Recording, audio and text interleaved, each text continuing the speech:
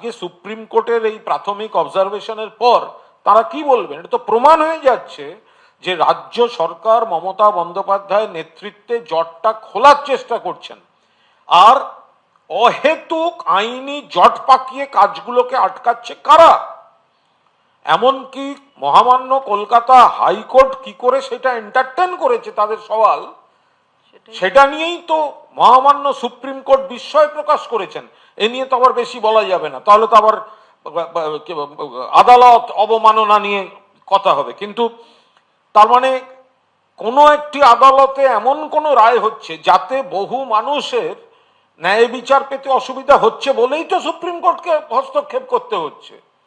তাহলে এতগুলি মানুষ যে অনিশ্চয়তায় পড়লো, যে রায়টা নিয়ে বিরোধীরা রাজনীতি করতে নেমে পড়লো, তাহলে সেগুলো তো খতিয়ে দেখে ভেবে চিন্তে হওয়া উচিত।